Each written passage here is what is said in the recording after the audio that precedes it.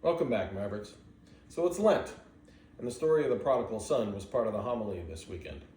It's one of the most recognized stories of the Bible, but while you don't have to be religious to understand it, it did get me thinking about the present state of U.S. cycling. Jesus told the story of the prodigal son because the Pharisees were elitists and couldn't possibly believe that Jesus would hang out with sinners and non-believers. They only understood their own way of thinking and refused to see anything else. And the son in the parable, the one who stood by his father and didn't leave, couldn't conceive that his father would welcome back his brother who had abandoned the family with open arms. This parable is really a dead-on comparison to the U.S. cycling industry today. In the U.S., we have 2% ridership. 2. That is less than 800,000 people across 50 states. And right now, the cycling industry is hurting badly. Now, there are many reasons for this, but in my opinion, they can all be traced back to this parable. The Pharisees represent the cycling industry. These are the big guys so stuck in their old ways, even after the disaster they made out of COVID. No failover for just-in-time inventory, no foresight to put resources in countries outside of China or Taiwan, not having enough bikes to manage COVID, and then making too many in response and forcing them down the throats of independent bike dealers while also undercutting those dealers with online sales and specials that make it impossible for a local bike shop to make any money or survive off new bikes. All they can seem to do now is continue to focus on longtime cycling enthusiasts as their rider base. Older folks with money who've ridden their whole lives, guys who have multiple bikes and always buy the latest hot things. That old installed rider base, those guys, is shrinking because of age. And yet they can't conceive of anything but the industry staying the course while the shops they love dry up around them, while the industry has completely abandoned younger riders. What is missing in both their thinking, the industry, the Pharisees, and the son, the installed lifelong riders, is that the future of cycling success in this country, in the United States, is the prodigal cyclist. These people are the 98%. The future, a much bigger market than the 2%. Sure, they left cycling at some point, maybe as a child, maybe as a teenager when they got their first car, maybe once they got through college or had their first child. Maybe because our own government continues to mismanage the road system and they don't have as many places to ride as they should.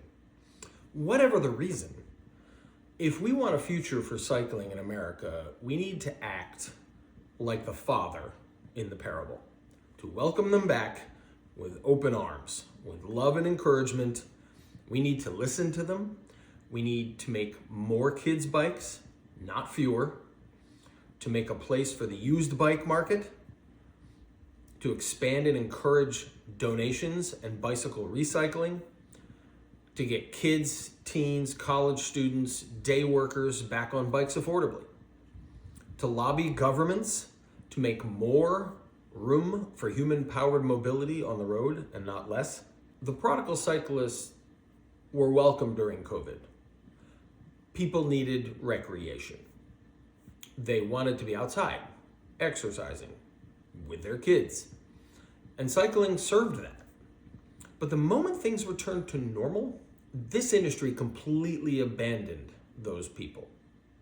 As a result, Facebook Marketplace and eBay and 1,000 other places are stuffed with bikes people bought during COVID and stopped riding when things went back to normal because the dust settled and the industry had abandoned them. Here's a hint to the cycling industry. Normal wasn't working before COVID. It's certainly not working now. The prodigal cyclists are the returning adult riders, the kids just starting out who need to grow into adulthood riding, the commuters, the recreational and weekend riders, the day laborers, the new migrants settling in America looking for a chance. the people who want to improve their fitness in a low-impact way, and so many more. Riding is community. But our community, the cycling industry, has not been very friendly to these people. They want a community who welcomes them, offers advice, cares about their needs, regardless of budget, and who doesn't talk down to them because they don't ride a $10,000 bike or know what a BB30 is. If we don't focus on the 98% that aren't riding right now, it will soon become 99, and then 100. Cycling will die in America. It's just a matter of time. Not only because this represents a way bigger market than the 2%, but because we haven't focused on growing kids into adults who ride bikes as they age. The practices of this industry are killing independent bike shops. Locally owned, friendly, unique places with a staff who have decades of experience helping folks get on bicycles, they're all being put out of business by big box manufacturers with short-sighted practices and stores populated by witless 12-year-olds who are only trained to upsell. I started Maverick Bikes and the charity behind it before COVID because I wanted to help that 98%. I wanted to share my love of riding with everyone I could touch.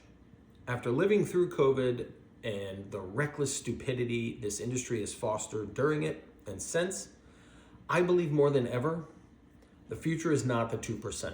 It's the 98%. Sometimes on this channel, I rant. This is not a rant. This is a plea to anyone who'll listen, especially the bike industry, if they will. The future of cycling here in the US, the one that is viable and sustainable and profitable, must be focused on welcoming the prodigal cyclists. The future of this industry is nowhere without the other 98%. So that's my plea, Mavericks. It's time we open our arms and welcome back the prodigal cyclists. Every day, all the time. Encourage people to ride, get out there, and raise their children on bikes. Until then, come on, let's ride.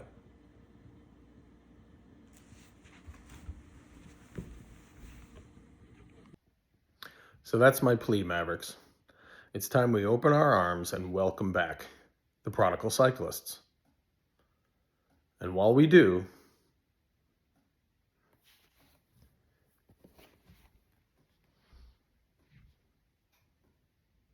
So that's my plea, Mavericks. It's time we welcome back the prodigal cyclists with open arms. We need to be encouraging them, supporting them, listening to them, and raising them from children to adulthood on bikes. Kids who ride bikes become adults who ride bikes. Imagine a 5% ridership in this country. That's 250% more than we have today. This industry would explode. It would be insane.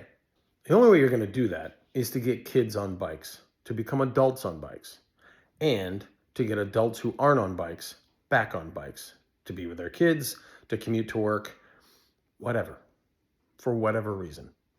We need more people who aren't regular riders riding more regularly. That's it. It's not that hard. It just takes an industry and a push and a mindset that says it's more than just old people with more money than common sense like me. I'm not the future of cycling. Those people are. Now, come on. Let's ride.